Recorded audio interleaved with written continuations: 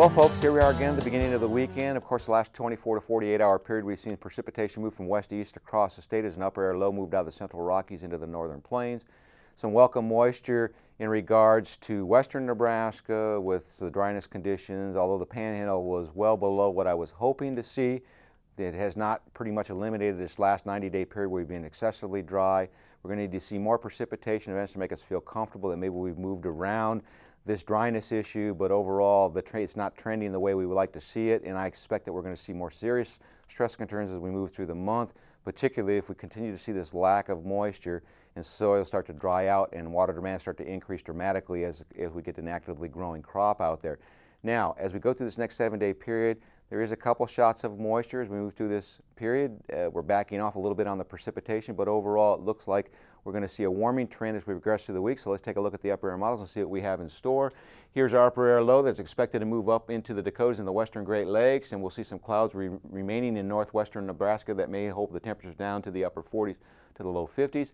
Across southeast Nebraska, as we get into the warmer air, we'll be looking at highs in the lower 60s, and most of the precipitation will move out during this early morning hours. Now, as we go into tomorrow, we see a little bit of an interesting situation. We have a southwest flow. We're expecting some thunderstorm development down in Kansas and Oklahoma, and that may rob some of the moisture coming up into Nebraska. And if that's the case, we're not expecting a widespread precipitation event from Sunday afternoon through Monday morning.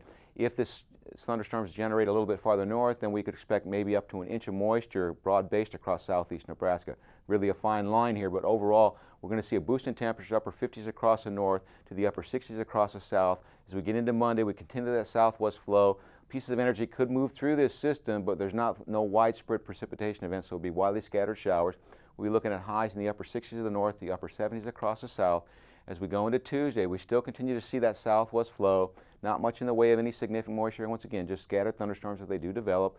Highs in the upper 70s across the north to possibly the mid 80s across the south. This trough is expected to move through as we go into Wednesday. Comes shooting across the northern plains. It's a fast-moving event. Precipitation is probable across the Dakotas, stretching into portions of northern Nebraska.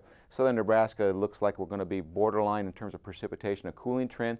Mid-60s northwest to the low 80s across the south. That system moves to the east of us on Thursday. We start to see clearing conditions. We'll be looking at upper 60s across the northeast to the upper 70s across the southwest. And as we go into Friday, we start to see a good broad ridge building into our region, much warmer temperatures, low 70s northeast to the mid 80s to the southwest.